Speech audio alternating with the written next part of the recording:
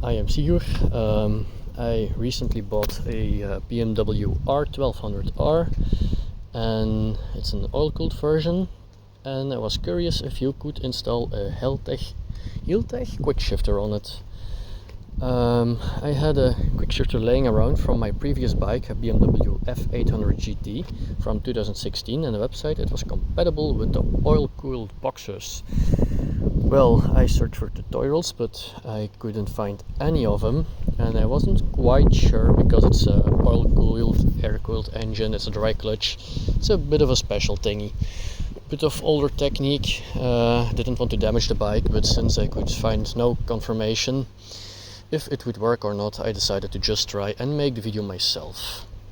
Well, the good news is it works, and it works perfectly. It's even easy to install, and the bad news is non-existent.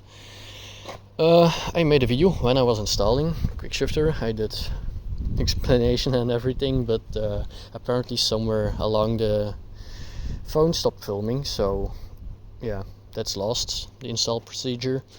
But I will just show you how it looks like afterwards, and it's pretty clear. For starters, you will remove your seat. If you recently owned a bike, you do this with your key. Put it in there, twist it around. If it doesn't come loose, you put pressure to release pressure from the lock mechanism, and the seat will pop loose. I already did this because it's difficult with one hand. I will now remove the seat. There we go. This is where I decided to put my quickshifter. Just basically laying around, but it's not going anywhere. When you just have the cable harness, I started just putting together the module and the wiring for the ignition coils, and I did not connect the sensor immediately. The very first thing I did was just put the module here and put the wiring harness behind the bodywork panels, just to the boxer engine. The place where you have to connect them is so easy. It's just on top of here. This is the ignition coil. So you see the wires running through there. I strapped them a bit. I installed this yesterday. Maybe I will do a better cable management in the future, but for now it's just a test. And if it works fine, it stays this way. Normally, I forgot to tell you, this panel is on top of there. You need to remove this one. It's just two screws, sorry. Very easy.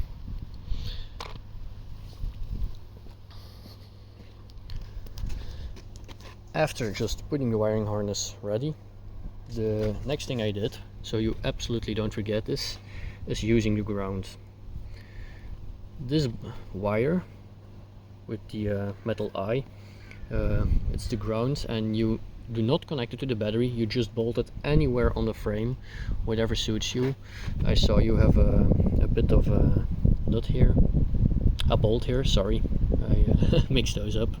You have a bolt here from the luggage rack, and I decided to use a nut and just put it in nice and tight. If I would ever want to undo this one from the luggage rack, I would have to undo my little nut here first, but I probably will never release it, and I will remember if I need to. Next part, after using the ground, very easy. You undo the original one, you put the one from the wiring harness on there, and you plug the two remaining ones into each other. You do exactly the same on the other side.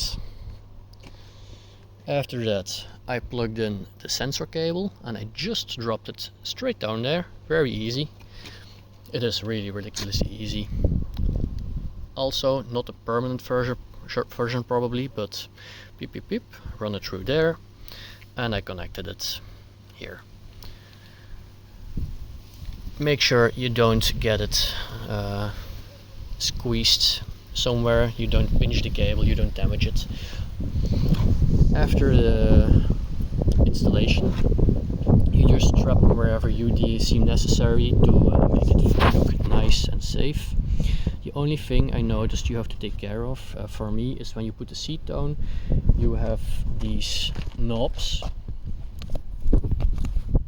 that rest on the frame.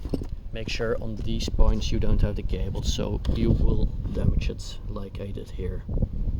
It's not too bad, works perfectly, but I have to take care of this.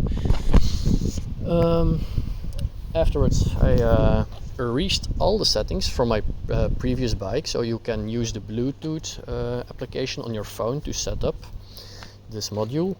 I had already the settings from my previous bike. I just erased all of them and put everything to default, and actually it works just fine. I noticed I did play around with the settings yesterday and today, but the original ones are actually the best for now.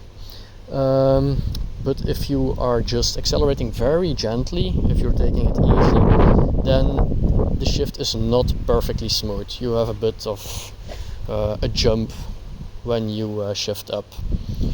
So I noticed the RPM doesn't really matter, but you just have to accelerate firmly. You don't have to go like a maniac, you don't need to rev high RPMs, but just do a proper acceleration and it shifts just great. It's only if you go really slow and really easy, I would probably prefer to use my actual clutch.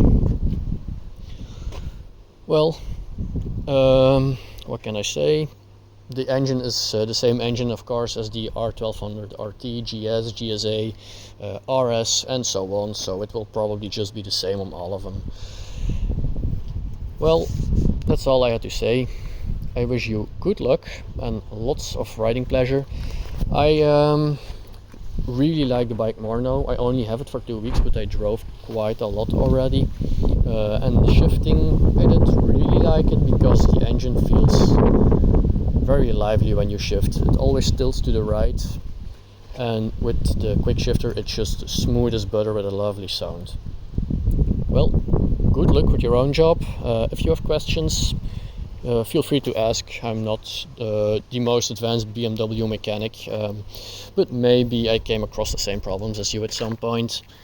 And I have one thing I wanted to ask or tell you guys. I noticed when I check the oil, sometimes it's just on top of there and sometimes it's quite a bit lower, and I was wondering where is the rest of the oil.